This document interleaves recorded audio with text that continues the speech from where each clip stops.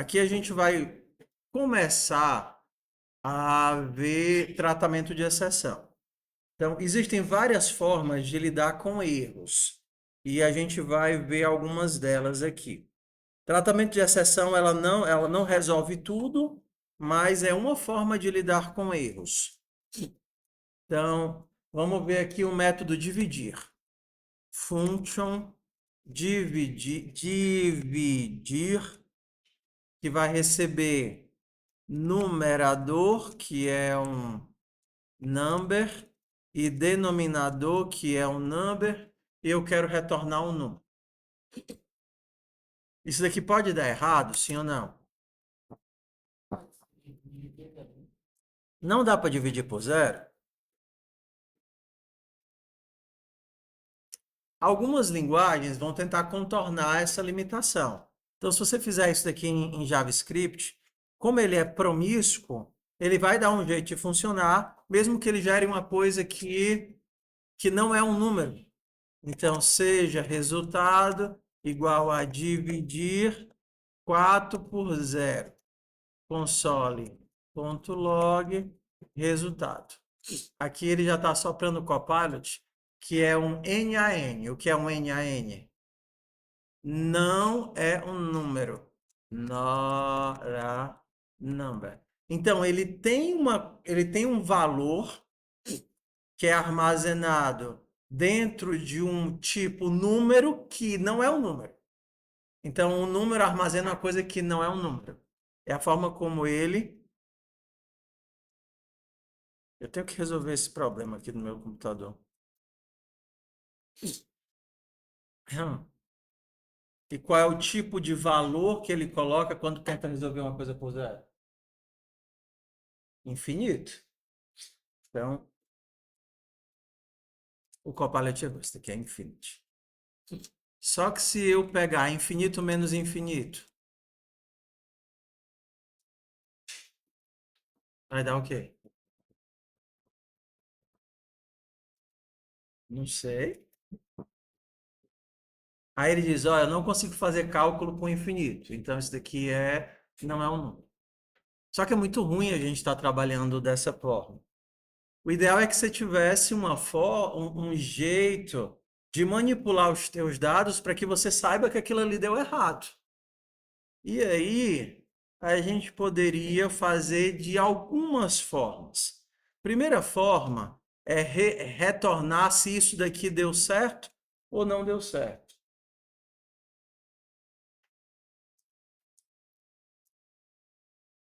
Ué, como é que eu faço isso? Como é que eu retorno uma tupla em TypeScript? Não existe isso daqui. Existe? Ixi, agora deu um nó na minha cabeça. Quando eu crio um array, peraí.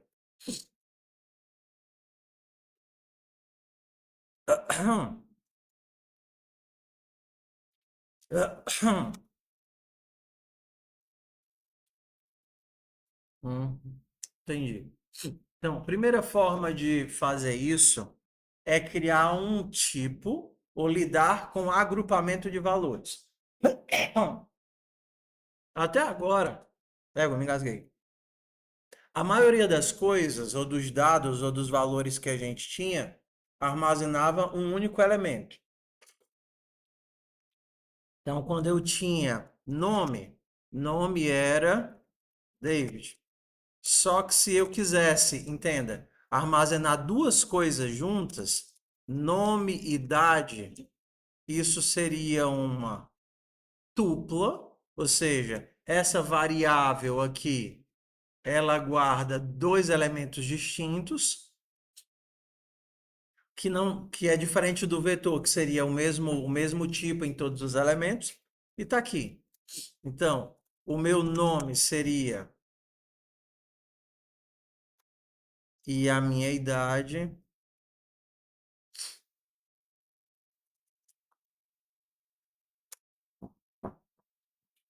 Bora, olha com calma. Oi.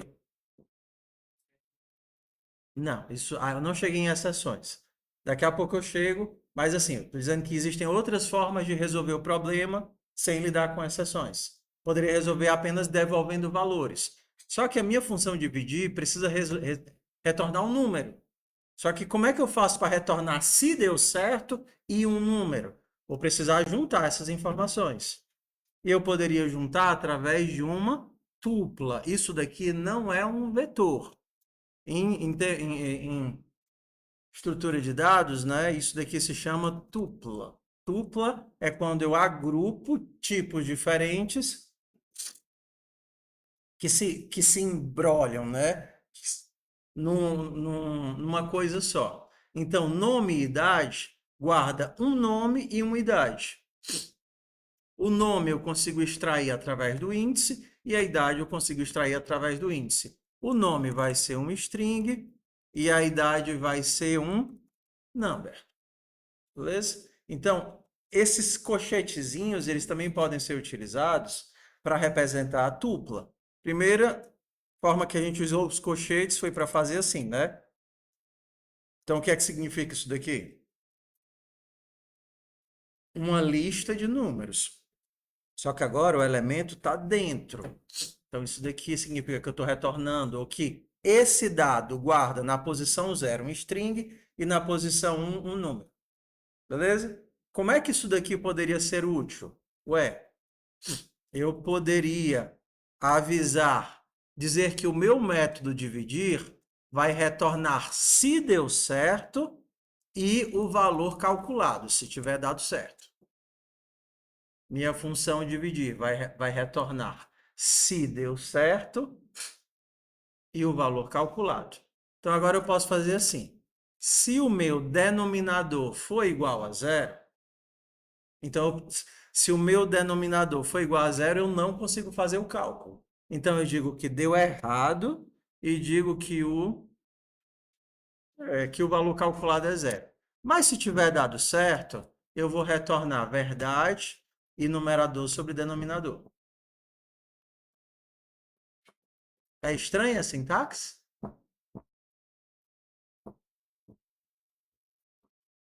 Isso daqui não é um vetor. Não posso fazer isso. Porque na tupla, na construção da tupla, eu só aceito dois valores. Obrigatoriamente o primeiro é booleano e obrigatoriamente o segundo é um número. É como se fosse uma caixinha onde só tem dois slots. No primeiro slot só encaixa se for desse tipo, e no segundo slot só encaixa se for desse tipo. Vou pegar água, me engasguei. Então vamos ver como é que a gente faria aqui essa conta. Resultado recebe dividir 4 por 0. Isso daqui seria a primeira forma. Só que é feio de ler assim. Se resultado zero. O que é o resultado zero? De onde é que vem esse resultado zero? Isso daqui, né? Então eu poderia. Seria melhor se eu escrevesse assim. Deu certo. Eu vou tirar de resultado na posição zero e o valor eu vou tirar de resultado na posição 1. Então, se deu certo, eu imprimo o valor, se não, eu imprimo o erro. Então, vamos recapitular. Esse futricado todinho é para quê? Primeiro, eu não quero criar uma classe só para empacotar esses dois valores, e eu quero que a minha função seja capaz de retornar duas coisas. Primeira motivação é essa. A gente nunca tinha usado isso, só que isso é muito comum. Nome desse tipo de dados aqui é o quê? É uma tupla. Então, eu consigo empacotar dois ou três ou quatro valores de tipos diferentes e eu consigo tanto empacotar quanto desempacotar. Você está vendo aqui? Tanto a gente pode acessar os elementos via índice, como a gente já poderia pegar o resultado e desempacotar na raiz, né? Na partida. Eu poderia fazer isso daqui, ó. Deu certo e valor. E aqui é bem mais legível. O meu dividir retorna duas informações. A primeira é se deu certo e a segunda é o valor. Oi. Campo atribui uma variável em dois tipos. 2 ou mais. Exemplo, eu quero guardar. Claro que é melhor eu fazer uma classe para isso, mas eu poderia guardar nome, idade e peso. Isso seria uma string número. O João tem 25 anos, 80 quilos. Ó, então, nome, idade, peso é um valor que empacota uma string e dois números. Não, não obrigatoriamente são só dois valores, tá bom? Mas os valores que eu empacoto aqui, eles têm que bater com o tipo que eu estou passando. Então, o que foi que a gente fez? A gente criou isso aqui na partida. Ó, eu tive o processo de empacotar aqui. E aqui na invocação eu fiz a ação de desempacotar. Tá vendo? Empacotei, desempacotei. Se deu certo, eu imprimo. Se deu errado, eu aviso que deu um erro. Tamo junto? Deu certo até agora?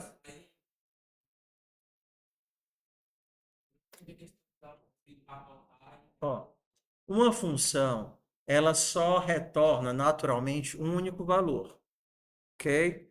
Para contornar essa situação, eu criei um valor, um tipo de dado, que, que é um pacotinho que cabem duas coisas dentro dele. Por quê? Porque eu precisava avisar se o meu cálculo deu certo ou não deu certo, e se tiver dado certo, eu tenho que retornar o valor que deu certo. Então, eu empacotei essas duas informações numa coisa chamada tupla.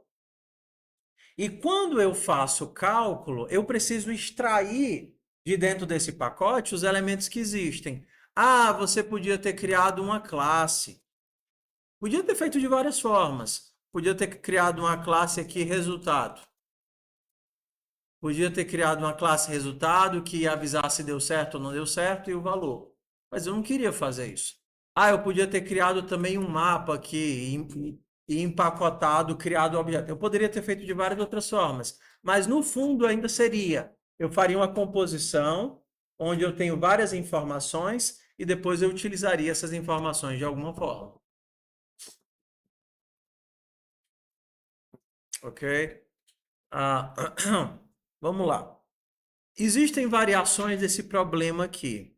Às vezes eu posso ter mais de um tipo de erro. Aqui eu só tenho o problema da divisão por zero, mas eu poderia ter alguns outros. Então, ao invés de um booleano, também é muito comum você retornar um número.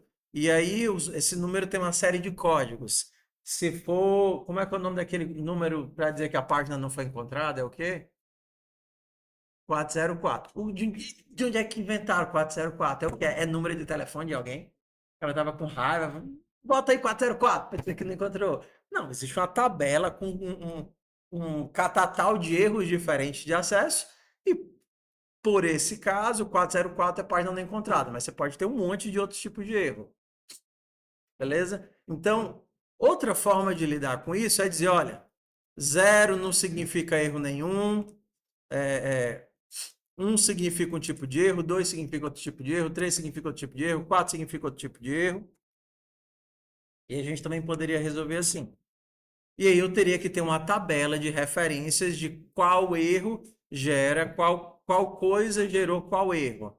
Eu poderia transformar isso daqui num texto. Ah, se não foi se deu errado, eu posso retornar o erro. É divisão por zero. Só que se eu não tiver nada, é porque deu certo. Então agora, se deu certo é igual a vazio, então é porque deu certo. Se não, eu imprimo resultado.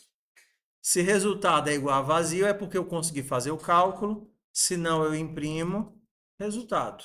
E o meu resultado vai conter o meu erro. Tentei fazer o cálculo, deu errado. Ele retorna qual foi o problema que aconteceu para resultado.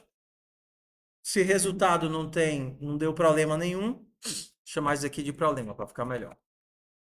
Se o problema é igual a vazio, é porque eu consegui, se não, eu imprimo o problema. Qual foi o problema? Divisão por zero. Se eu tentar fazer uma divisão válida, aí ele vai imprimir o resultado da conta. Então, vamos lá. Vamos recapitulando aqui. O que é que a gente está mostrando? Existem formas de lidar com os problemas que aparecem. Ah, eu não posso só dar um print, não, aí do problema. Não.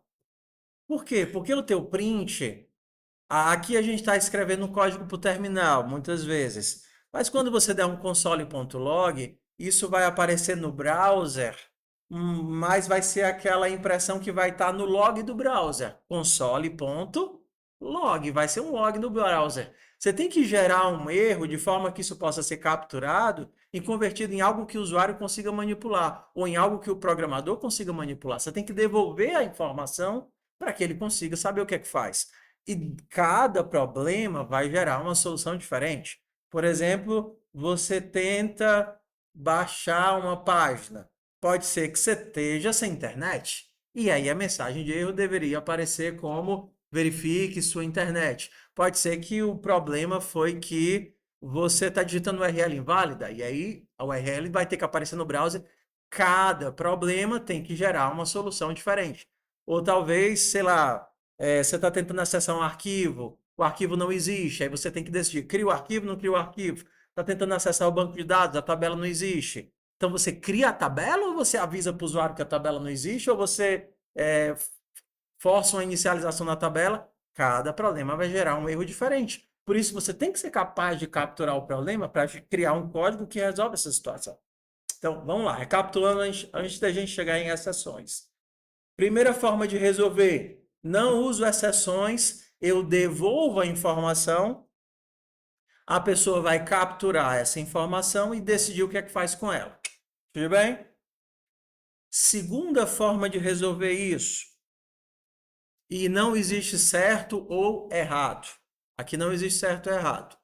Existe uma variante grande de linguagens e programadores que diz: linguagens boas explicitam seus erros para que a pessoa lembre de tratá-los. E existe uma outra variante que diz: não, é responsabilidade do programador saber onde e quando tratar os erros.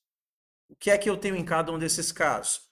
Quando a linguagem explicita e obriga a pessoa a tratar os erros, é um Rust, um Zig, dependendo do caso, um Java, você tem um código muito mais sujo. Por quê? Porque você tem que ficar fazendo tratamento de possíveis problemas o tempo todo. A linguagem não te deixa seguir se aquilo dali dá um. Você tenta abrir um arquivo. Aí ela te obriga, ei, esse arquivo pode não existir, eu te obrigo a fazer um tratamento. Aí você tem que fazer um código para tratar aquilo ali. Então, naturalmente, a linguagem vai ficando o quê? O código vai ficando mais sujo. Mesmo que você diga, eu não vou tratar aqui, eu quero ignorar, você tem que escrever esse código. Mesmo que você diga, eu não vou tratar aqui, eu quero passar para quem chamou a função, você tem que escrever esse código. O código tem que estar escrito.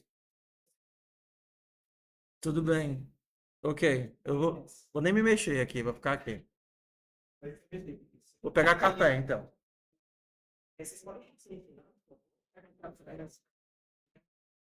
Presidente, bom dia, tá? Meu nome é Hilder, eu sou estudante de psicologia lá de Fortaleza, faço parte do movimento correnteza. Eu ajudei a construir a última gestão do Diretório Central dos Estudantes do DCE, a gestão em todo o vapor. Eu estou aqui agora para apresentar para vocês a chapa 20, né? A chapa onde já foi uma luta para a seleção do DCE no ano 2025. Vocês conhecem o DCE, é basicamente a entidade que representa a máxima dos nossos estudantes de toda a universidade. A gente é como se fosse um centro acadêmico, só que ao invés de ser só para os estudantes daquele curso, são para os estudantes de todas as UFCs, de todos os diretores, de todos os. Aí, a gente está perguntando esse trabalho agora, que a nossa gestão do ano passado foi justamente a gestão que reviveu o Diretório Central dos Estudantes, né? Porque, para quem não sabe, ele tinha sido sessão do segundo semestre, né? Mais ou menos. Para quem não sabe, em 2019, 2017 tinha sido abandonado, e com a nossa gestão a gente conseguiu reviver. Especificamente, a gente conseguiu tocar muito mundo, né? Então, eu não sei se você estava mais no passado, a Papai soltou mais de 900 fotografias que a gente conseguiu por ressarcimento do dentro e a criação do aluno competente. Então, tem que ver agora para ajudar quem está acompanhando tudo.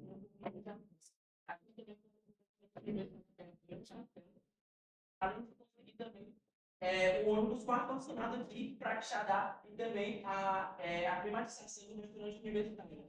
Você vai pensar que a vida do gigante da federal não está maravilhoso. Né? E é por isso que a gente está colocando uma nova chave do maluco, para que a gente consiga continuar tocando justamente essa luta. Inclusive, uma das propostas que a gente tem da implementação do café da manhã no fechamento universitário, que é pensar que não tem que a gente ver uma hora de manhã, hoje, se alimentar direito. E a gente entende que isso é muito importante, que já tem vários fechamentos universitários da UFC, vai informar. Ok. Então, empacotamos valores, retornamos. Ah, sim. Tratamento de exceções e linguagens. É porque vocês só conhecem uma linguagem. Mas diferentes linguagens lidam com esse problema de várias formas. Algumas deixam totalmente opcional, a pessoa trata o erro se quiser e esconde que aquilo ali pode gerar um erro. Isso acaba gerando um código mais limpo, porém mais propenso a dar abacaxi. O outro caso, você obriga que tudo seja verificado, o que também é uma porcaria em alguns casos, porque você não quer fazer verificação. Então, exceções são uma ferramenta. E como é que elas funcionam? Quando a gente lança uma exceção, e aqui eu vou voltar para o caso do número, tá? Quando a gente lança uma exceção, Copilot já até sugeriu aqui. Tá vendo aqui esse throw? Esse throw, ele é o que a gente chama de lançamento de exceção, certo?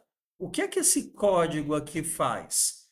Ele aborta, ele quebra a função e ele sai quebrando uma após outra todas as funções até chegar em alguém que consiga capturá-lo. Então, quando eu coloco um throw, eu não preciso colocar return. Ó, você vê que ele já colocou marcadinho. Por quê? Porque o throw obrigatoriamente quebra a função e retorna. Não. Isso, o throw é um salto. Eu simplesmente, literalmente, imagina que você tem várias camadas, tá? Toda vez que você chama um método, você está descendo. Eu chamei um método que chamou outro método, que chamou outro método, estou descendo as camadas. Então, eu tenho aqui vários andares para baixo. Quando você dá um throw, você solta um balãozinho colorido. E esse balãozinho começa a subir, quebrando todas as camadas, até achar alguém que agarre esse balão. Ele sai literalmente quebrando as chamadas. Quando você não tem ninguém que capture esse balão, aí você vai ter esse resultado aqui, ó. Console.log valor. Isso daqui não vai ser chamado, porque eu estou dividindo 4 por 2, e o valor vai ser apresentado normalmente. 2. Se por acaso isso daqui for 0, eu vou disparar a exceção. A minha exceção vai quebrar o método dividir, vai chegar bem aqui, vai quebrar a função principal e vai ser apresentada para o usuário. Tá vendo aqui, ó? Então, isso daqui que vocês estão vendo é um erro de divisão por zero que foi causado por esse throw, divisão por zero. Quando eu digo que ele sai quebrando as funções, a gente teria essa situação aqui, ó. Console.log, oi, console.log, ping. Vou colocar isso aqui dentro de uma função. Function main.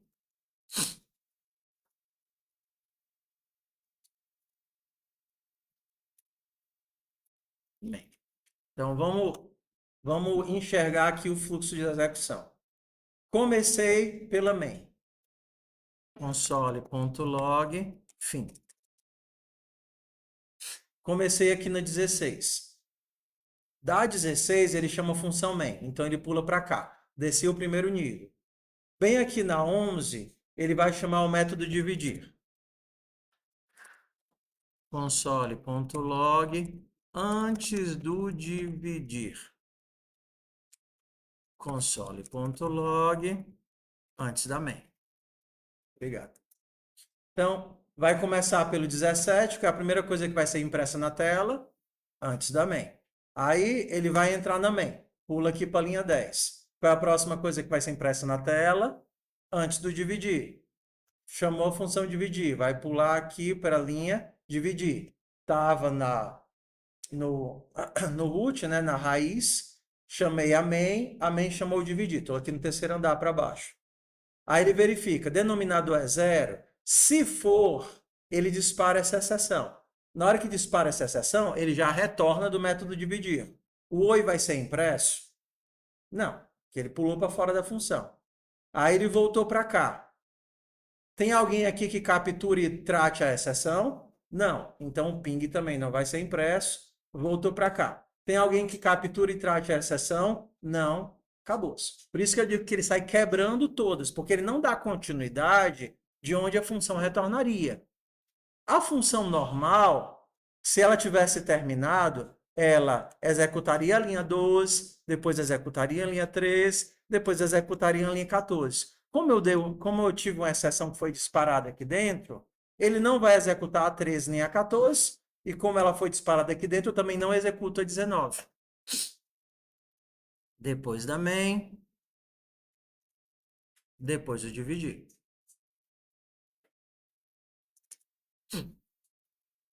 Depois da divisão.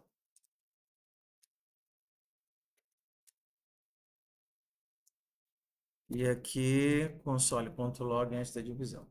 Então, bora lá? O que foi que eu executei? Antes da main, antes do dividir, antes da divisão. Dentro da função divisão, eu disparei a exceção, que saiu quebrando tudo e não deu continuidade a nenhuma execução. Nem terminou essa execução, nem terminou essa execução e nem terminou essa execução. Entende o que significa sair quebrando as funções? Ok. Então, joguei o meu rasga-lata, né? Joguei o meu balãozinho com a minha bombinha. Como é que a divisão, como é que o throw, ele é, como é que a gente lida com o throw? A gente lida com o throw empacotando ele dentro de um módulo try catch. Se o meu throw estiver dentro do módulo try catch, eu solto o balãozinho, mas aí eu capturo o balãozinho e eu decido o que eu vou fazer com esse balão. Então, por exemplo, bem aqui, eu soltei um balãozinho com problema de divisão por zero. O que é que o balãozinho ia fazer? Sair subindo todas as funções e quebrando todas elas. Só que aqui, na hora que eu soltei o balãozinho, eu já capturei, não deixei nem ele sair da função dividir. E aí eu vou fazer o quê? Eu posso só imprimir qual foi o problema que deu. Divisão por zero, e aí eu continuo a minha vida. Console.log dentro da divisão, retornei o meu valor, depois de dividir, terminei a main, depois da main. Nesse caso,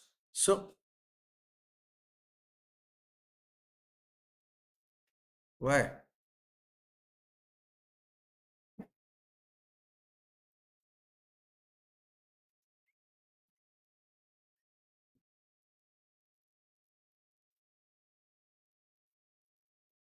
Ah, tá. O erro acontece bem aqui, né? Quando eu tento dividir. Então, se o denominador for igual a zero, eu não tenho como resolver o problema aqui. Eu não tenho como resolver o problema aqui. Oi. O try, ele captura o balãozinho. Ó. O throw, ele libera um balãozinho que sai quebrando todas as funções. Em algum momento, eu tenho que pegar essa informação e fazer alguma coisa com ela. Eu poderia fazer aqui. O dividir não vai dar problema? Talvez dê problema, não é assim? Então eu vou fazer aqui, ó. Bem aqui, eu vou empacotar tudo isso dentro do meu try catch. É o tipo, a exceção que foi lançada. Então bora lá. Vamos aqui comigo devagarinho. O valor é valor. Vamos devagarinho aqui. Cheguei aqui na função main. Antes da main vai ser impresso. Aí ele chama função main. Depois disso eu vim para cá. Aí antes de dividir vai ser impresso. OK. Aí eu cheguei bem aqui. Isso daqui está fazendo uma captura de erro, de problemas. É como se tivesse aqui a pessoa ali esperando para o balãozinho subir para agarrar ele. Aí eu chamei o método dividir. Quando eu chamei o método dividir, ele vai verificar. Denominador é zero. Se for, então eu disparo um balãozinho chamado divisão por zero. Esse código aqui vai ser executado, sim ou não? Porque o throw quebra a função e retorna. Então isso daqui nunca vai ser executado se a exceção for lançada. Esse throw é do inglês lançar, arremessar. Entendeu? Então esse throw cria uma informação, que no caso aqui é uma informação do tipo exceção, e aí diz, ó, pega, ele lança esse problema. E aí aqui eu posso colocar uma informação. E agora essa exceção que foi lançada vai sair quebrando até ser capturada. No caso, na hora que o dividir retornou por causa da exceção, ele já estava dentro de um try. Tá vendo? Esse try vai pegar o balão e vai decidir o que fazer com ele. Esse código aqui jamais será executado. Por quê? Porque eu tive uma exceção lançada aqui no dividir. Então, eu pulo direto aqui para o catch. E aí eu decido o que é que eu vou fazer ou não. Nesse catch eu posso decidir que eu vou imprimir erro, mais a mensagem que foi enviada. A mensagem do cara aqui foi divisão por zero. E aí eu vou imprimir erro, divisão por zero e vida que segue. Qual é a próxima coisa que eu imprimo? Depois de dividir, voltei da main, código funciona normal, depois da main.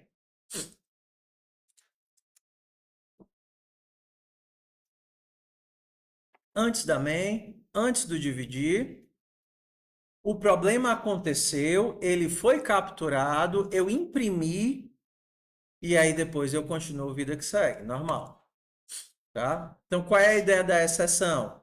Eu consigo disparar um problema sem ter que ficar dando um monte de return, return, return, return. Esse problema ele vai voltando, voltando, voltando, até ter algum nível que capture esse problema e resolva o problema. E esse nível pode ser qualquer um. Eu poderia resolver lá embaixo. Por exemplo, agora eu vou fazer dentro da main.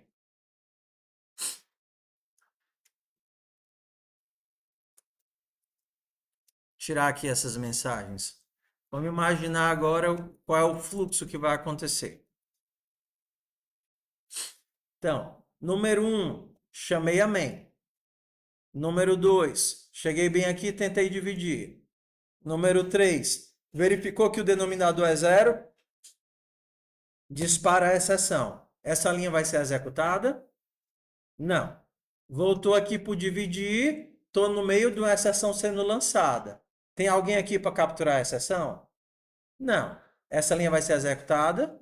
Não, porque a exceção está subindo. Então, do jeito que está aqui, quebrou a main também.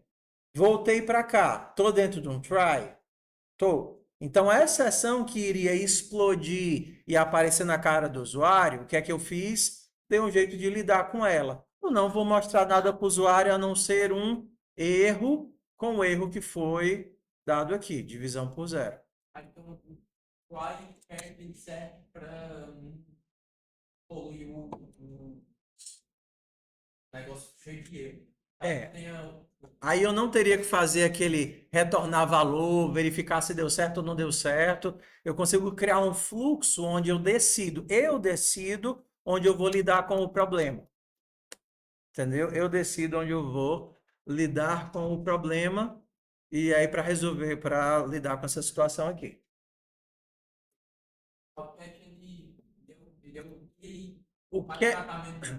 O catch é onde eu volto para a função funcionando normal e decido o que vai ser feito ou não. Poderia, por exemplo, não fazer nada. Só não quero, por exemplo, se eu não tiver esse try catch, vou tirar ele, tá? E comentar isso daqui. Na hora que a minha exceção foi disparada, olha aqui o que aconteceu. Esse erro já aconteceu milhares de vezes com vocês, né? Ok? Só que eu não quero. Eu quero que ele simplesmente avise o que aconteceu sem mostrar isso daqui que a gente chama de pilha de execução. Ó, cheguei no... Aqui são as coisas do JavaScript. O teu código começa bem aqui, ó. Código, teu código, depois chamou a main, depois chamou o dividir, disparou uma exceção do tipo divisão por zero, e essa foi a pilha de execução até chegar naquela exceção. Então, vamos ver aqui algumas outras casos em que isso daqui seria útil. Vamos somar nomes. Vocês sabem somar nomes? Por exemplo, se eu quisesse somar 2 mais 2, deveria ser quanto? 2 mais 2 seria quanto? Qual é a lógica disso? Não. 4. Você não sabe nem somar?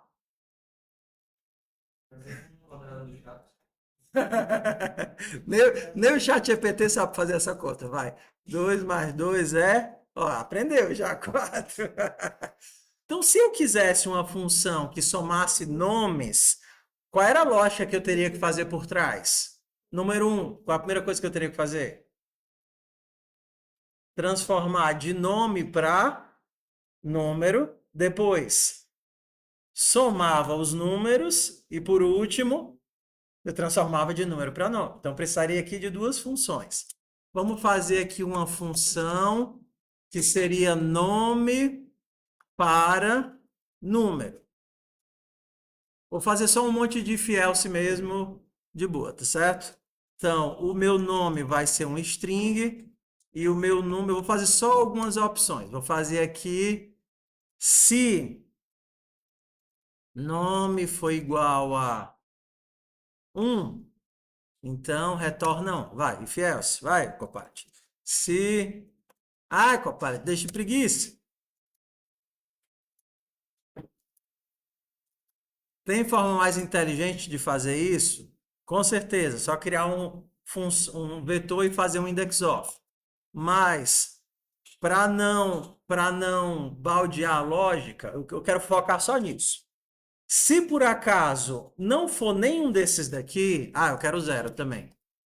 Se nome for igual a 0, retorna 0. Se não, eu vou disparar uma exceção. Vou primeiro fazer sem exceção, tá certo? O que é que eu retorno caso nenhum desses exista? Eu retorno o quê? Menos 1? Menos 1. Não tem muitas opções. Então, tudo bem. Ó. Aqui é a minha função nome para número. Se for 0, retorna 0. Se for 1, retorna 1. E por aí vai até o último. Se não for nada disso, retorna menos 1. Bora fazer a nossa função. Qual é a outra? Número para nome. Mesma coisa. Um monte de if else aqui. Obrigado, Copilot. Beleza. Todo mundo junto ainda? Então, vamos fazer aqui uma função somar, que vai receber A, que é um nome, e B, que é um nome, string. E eu tenho que retornar um nome. O Copilot já está soprando aqui, mas bora lá. Primeira coisa, quero somar 2, nome 2, com 3, nome 3. Quais seriam os passos? Primeiro passo, eu vou de nome para número no primeiro, Então, aqui eu transformei de 2 para 2. E aqui eu transformei de 3 para 3. Qual é o próximo passo? Somar os dois. E o último passo seria o quê? Converter de volta de número para nome. Será que nosso código funciona? Bora testar aqui. Se eu somar 2 com 3, é para aparecer? Sim. 2 mais 3, 5. E 4 mais 3 é para ser 7. Está tudo funcionando perfeito?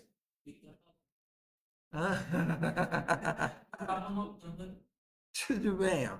Aqui eu quero tentar entender como as exceções poderiam ser úteis. Estou fazendo um código sem exceção. Qual é a ideia? Pegar dois nomes, transformar para número, somar e transformar de volta para nome. Beleza? Então a primeira coisa que eu fiz é uma função com um monte de if que é capaz de pegar um nome e transformar em número. Depois eu fiz uma funçãozinha com um monte de if que pega um número e transforma em nome. Beleza? Então, para somar duas coisas, quais seriam os passos? Primeiro eu pego os dois nomes e converto para número. Depois eu somo os números. E por fim eu faço o quê? Converto de número para nome. Só que, será que isso daqui pode dar errado? Pode. Pode. Quando? Quando é um número que não está lá no meu if. Então, para resolver isso daí, por exemplo, se eu tentar aqui fazer, se eu escrever errado, o quanto é quadro mais 3?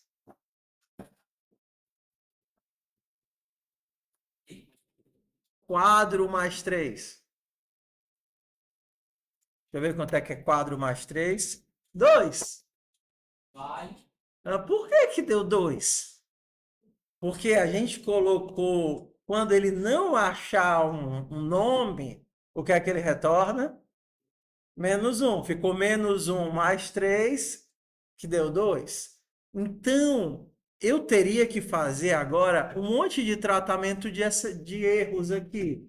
Seria o quê? Caramba, primeira coisa. Se número A foi igual a -1, ou o número B foi igual a -1, é porque a pessoa digitou um número que não é válido. Segundo caso que poderia ter dado, bora fazer. Se número A foi igual a -1, ou número B foi igual a -1, número inválido. Qual seria o outro problema que pode dar? Se eu tentar somar 5 com 6, vai dar o quê?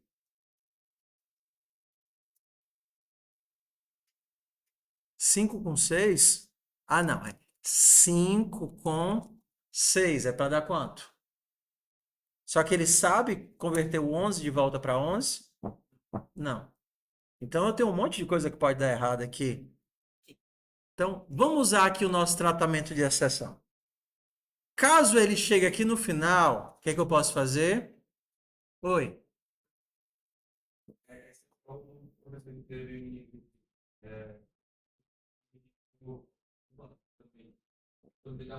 Sim, pode dar um monte de coisa. Agora, o que é que eu vou fazer? Eu vou usar exceções para resolver tudo de um golpe só. Caso eu chegue num número, vou mostrar aqui. Se por acaso ele tentou um valor que não existe aqui, você está vendo? Eu vou lançar uma exceção dizendo não conheço o número, e aí eu vou colocar o nome do número, nome. Então, se ele tentar escrever quadro, vai aparecer aqui, não conheço o número, quadro, ok? E se eu tentar converter de número para nome, e eu chegar aqui no final, o que é que eu vou fazer? Lançar uma exceção dizendo não sei o nome do número.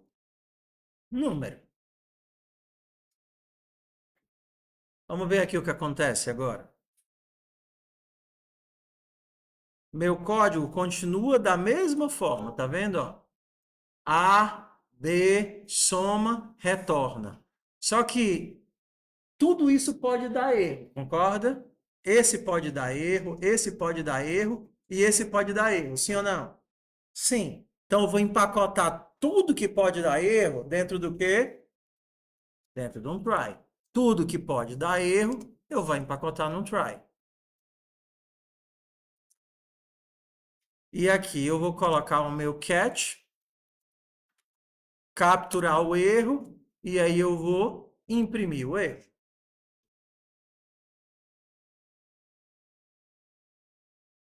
Aqui ele ainda espera um string. Então, nesse caso aqui, eu vou retornar nada. Tudo bem? Então, vamos ver aqui o que acontece se eu tentar imprimir 5 mais 6. Não sei o nome do número 11. Se eu tentar imprimir 5 mais 6, perdão, não conheço o número 5. Ok? Tudo bem? Como isso daqui podem dar problemas diferentes, o cara vai somar 5 mais 6 e eu quero que ele mostre os dois erros, eu vou capturar em situações diferentes. Ó. Que aí, se ele não conseguir capturar o número A, não, é melhor só o mesmo. E eu ainda poderia resolver tudo no final. Ao invés de fazer aqui, eu poderia também resolver lá embaixo. Try, console.log, e aqui eu faço o meu catch message. Se eu tentar agora somar 5 mais 6, vai aparecer. Não sei o número do número 11. 6. C. Com C. 6. 6.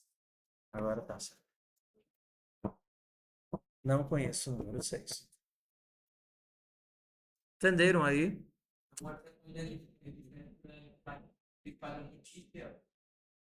Evita que a gente tenha que fazer um monte de if else e te dá a opção de decidir onde você vai escrever o código de erro. Por exemplo, vamos imaginar aqui um caso. Exemplo. Você tem um problema, o caso do Twitter. Você tem lá escrevendo um código onde você precisa twittar, né? Twittar do Davi. No twittar não é assim não, né? Eu vou mandar uma mensagem, send message. Você vai mandar uma mensagem do usuário Davi para a usuária Ticiane com o texto vamos almoçar no RU. Você vai mandar a mensagem do Davi para a Ticiane com o texto vamos almoçar no RU. Eu posso ter vários problemas aqui. Eu posso ter que Davi não existe, posso ter que Ticiane não existe, posso ter, por exemplo, que ele não aceita texto vazio, ou que o texto está acima do limite de caracteres. Então, assim, se eu tenho que escrever um monte de códigos de if else para isso, dificulta demais a minha vida. Porque aí o código que era para ser simples, obter o usuário Davi, obter o usuário Ticiane e enviar mensagem um para outro, fica recheado com um monte de verificação de erro. Se eu delego isso para uma exceção, eu simplesmente escrevo o código limpo, tá vendo aqui?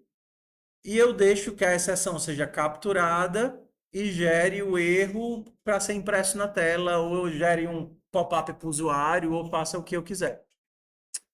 Tudo bem, pessoal? Oi. Ele movimentar ele pode executar o resto do código. Sim. No cat eu escolho o que é que eu vou fazer. Então, por exemplo, ó, Faz de conta que a pessoa tentou somar 5 com 6, certo? Let valor 1 é igual a 2, let valor 2 igual a 3. Somar valor 1 com valor 2. Seja resultado, let resultado igual a 0. Resultado é igual a somar de valor 1 com valor 2. Ah, tá. O resultado tem que ser um texto. Então, beleza. O cara vai somar 2 com 3, guardar no resultado e imprimir isso daqui, certo? 2 com 3, tenta somar, pegar o resultado e aí vai imprimir 2 mais 3 igual a resultado. Se isso daqui der certo, vai aparecer 2 mais 3 igual a 5. Ou então, 6 mais 3 vai dar igual a 9, ok? Se a pessoa escrever errado, 6 mais 3, olha como é que vai ficar o nosso código. Não conheço o número 6, e aqui ficou como? Vazio. Eu posso dizer, não, eu não quero que seja vazio. Por exemplo, Resultado vai ser inválido. O tratamento do erro que eu vou fazer com os valores, como eu vou terminar a função, sou eu que escolho. pode dar em um determinado parte do código, outra parte do código não tem nada a ver com isso. Aí você escolhe o que é que vai fazer. Exatamente, você escolhe o que é que você vai fazer. Ó, a sequência do código é sua. Não conheço o número 6, e aí 6 mais 3 foi igual a inválido. Aí você pode dizer, não, eu só quero imprimir essa linha se der certo. Onde é que eu tenho que colocar essa linha? Para só imprimir esse console.log se a conta der certo. Eu tenho que colocar onde? Dentro do try. Se eu mando ela para cá, essa linha só vai ser executada quando não tiver erro. Quando não tem erro, ele faz essa linha e pronto. Se não, eu imprimo a mensagem. Então, se deu certo, ele vai imprimir o resultado. Se não, ele vai só avisar. Ou então eu poderia dizer console.log, você digitou o número errado. Não conheço o número 6. O importante é vocês entenderem o fluxo de execução. Eu tento fazer isso, se der certo, eu vou para a próxima. Eu tento fazer isso, se der errado, ele vai voltando até encontrar um bloco try-catch que capture essa informação e imprima isso. Bora tentar escrever um código de treino, tá certo? Vocês vão tentar fazer aí o da divisão. Facinho, só para a gente treinar. Tenta fazer o código da divisão. Se por acaso é divisão por zero, você não deixa dividir. E aí emite um throw, tenta capturar esse throw e dizer que não pode fazer divisão. Vai ser algo como assim, dividir.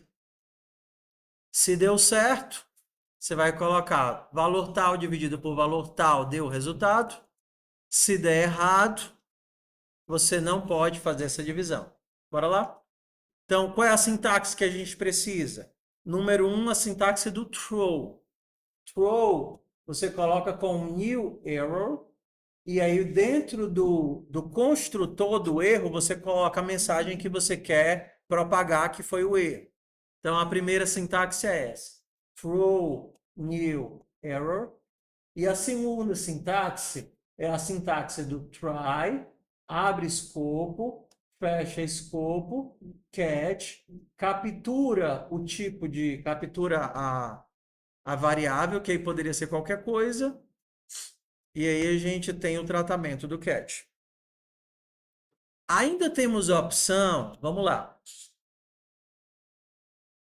Ainda temos a opção de forma gambiarrosa para o TypeScript de decidir, de tratar diferentes erros. Então, vamos imaginar aqui que esses erros aqui são diferentes, tá certo? New. Deixa eu lembrar como é que faz isso. Bora lá. Enquanto eu lembro, comecem a escrever o código aí do tratamento de erro para divisão por zero, para vocês treinarem. Que aí eu vou tentar só lembrar aqui como é que eu trato diferentes tipos de erro. Vamos lá. Nas nossas atividades, como é que a gente já pode incorporar a ideia das exceções? Vou pegar aqui uma atividade qualquer do repositório. CD QXCode. Pegar uma atividade aqui qualquer do repositório. Vamos pegar aqui. Eu acho que o último que a gente fez foi o Junk Food, não foi isso? Junk Food, eu acho que ele já veio montado, voltado para exceções. Ih, peraí que eu tô em C++ aqui.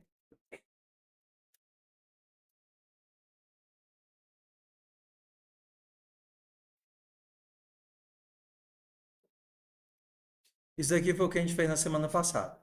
Eu tenho a espiral pode dar esses problemas todos, e aqui eu tenho a minha função main.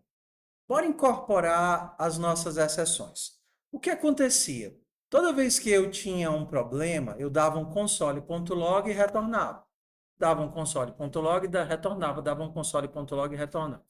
Uma opção que eu tenho agora é, ao invés de dar o console.log, eu vou transformar isso daqui numa exceção. Throw new error. Lançar novo erro. Então, isso daqui vai virar uma exceção. Se eu tenho uma exceção, eu não preciso mais do return, tá vendo? Se eu tenho uma exceção, eu não preciso mais do return. O que é que mais pode acontecer? Esse daqui. Me livrei disso daqui também. Pronto, o resto está tudo igual. Então, o que foi que eu fiz até agora? Me livrei dos console.log de problema e transformei tudo em throws. O que é que eu tenho que fazer agora lá embaixo? Criei a minha máquina e vou ficar num loop processando os meus dados. Se eu criar um try bem aqui e colocar o meu catch aqui embaixo,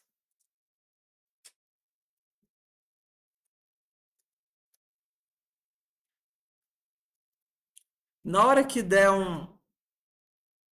se eu criar um try bem aqui e colocar o meu catch aqui embaixo, na hora que der o problema, ele permanece no laço ou sai do laço? O problema vai estar em alguma dessas funções, sei lá, inserir, dar um set, comprar. Na hora que ele disparar o problema vai ser capturado pelo try e ele vai ser jogado para o catch. Quando terminar o catch, vida que segue, a função acaba. É isso que eu quero? Não, eu não quero terminar o meu método.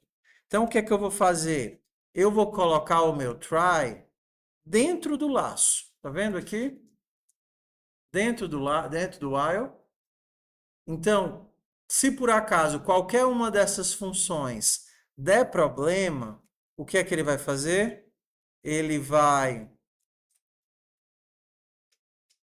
executar o catch, que vai só imprimir a mensagem, e vida que segue, o laço continua. Oi.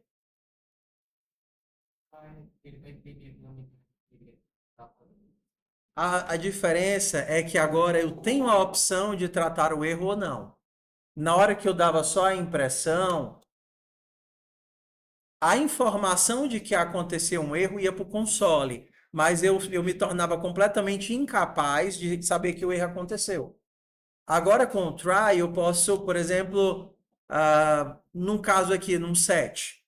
Se por acaso a pessoa tentou fazer um set para um índice inválido, eu quero que ele use o último índice. Eu posso capturar isso aqui dentro e tratar isso de forma diferente, ao invés de só mostrar o erro. Entendeu? O try me dá a opção de saber no código que aconteceu e manipular ou não.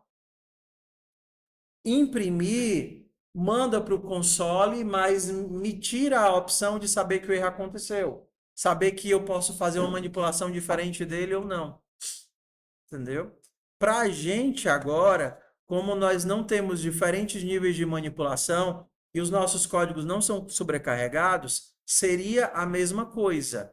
Mas, na verdade, a gente não dá console.log quando a coisa errada acontece. Outra coisa que,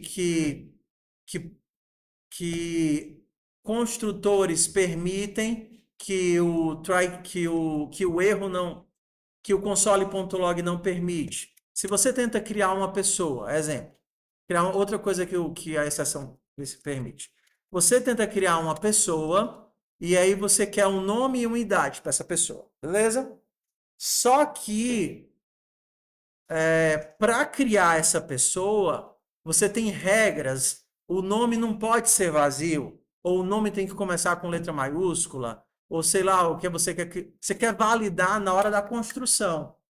O set ainda impedia uma coisa ou outra, mas no construtor você não tem como controlar. Agora, o que é que a gente pode fazer? Se por acaso o nome for vazio, como é que eu impeço do meu objeto ser construído? Dou um throw. Agora eu tenho controle para quando eu quero parar o meu código. Antes eu não tinha. A função sempre tinha que terminar através de um return. Eu sempre gerava um objeto válido, mesmo que eu tivesse que validá-lo de outra forma. Agora, de outra forma. Agora não. Agora eu tenho uma maneira de controlar e de explicitar se eu quero que o meu código continue ou se ele não faz sentido de continuar. Eu tenho mais ferramentas. Se eu for começar a mostrar como elas funcionam, na prática, começa a ficar muito sobrecarregado. Então, primeiro, vamos só dominar a sintaxe básica. O que é a sintaxe básica? Disparar, capturar, tratar. Ok?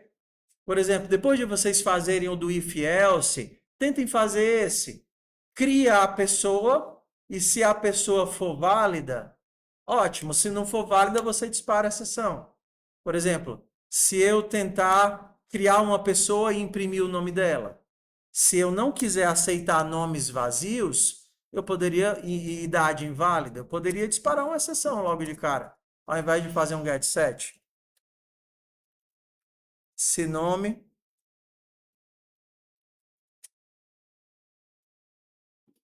Tá vendo? Agora eu tenho opções. Se eu tentar imprimir uma pessoa, console.log new pessoa João.toString, vai aparecer João. Só que se eu tentar fazer isso daqui, ele nem vai sequer criar o objeto João e já vai disparar essa exceção. Aqui no caso vai explodir na minha cara, mas se eu não quisesse que isso explodisse, eu teria a opção de empacotar isso dentro de um try-catch. Try-catch é obrigatório? Não. Eu sempre consigo resolver de outras formas. Só que ele é uma ferramenta de manipulação que pode deixar um punhado de códigos mais limpo. É a solução definitiva? Não. Às vezes, explicitar que tem um erro e obrigar que ele seja tratado através de um return é melhor. Mas isso depende do que você está programando, depende do nível de abstração. A regra é: quanto mais baixo o nível, maior a obrigatoriedade de explicitar o erro. Quanto mais alto nível, mais aberto você deixa na mão do programador. E aí você vai fazendo esse balanceamento. O que é que vocês têm que se preocupar hoje? Em pelo menos entender como é o funcionamento da ferramenta. Por quê? Porque vocês vão cair num código que você vai ter uma exceção sendo disparada, e aí você vai ter que caçar onde é que esse negócio é tratado. Como é que normalmente você vai encontrar isso daqui? Você faz uma requisição, você não faz o throw, só que a tua requisição web pode dar uma exceção de que você está sem internet. E aí você vai ter que colocar o tratamento para o caso de não ter internet. Você vai fazer o quê? Tenta de novo? Pode dar uma exceção do tipo que demorou demais. Aí você faz o quê? Dá um sleep e tenta de novo. Aí você vai ter que contar, ou você vai ficar no loop infinito tentando 1 milhão de vezes, ou depois de 5 vezes tentando, você vai e retorna isso para o usuário não conseguir conectar. Você percebe que ainda é você que está no comando. A aplicação que está tentando abrir a conexão é sua. O que você vai fazer? Você vai tentar uma vez e aborta, você tenta uma vez e dá um timeout, você tenta 5 vezes e avisa que não conseguiu. Entendeu? Ainda é você que está no controle. Não é nem você que está disparando a exceção. Essa exceção pode vir da conexão, essa exceção pode vir do banco de dados, essa exceção pode vir dentro de um erro de lógica, mas ainda é você que tem que decidir o que é que vai fazer com o erro, o que vai acontecer. Já comemos o nosso tempo todo, bora para a chamada. A gente ainda vai voltar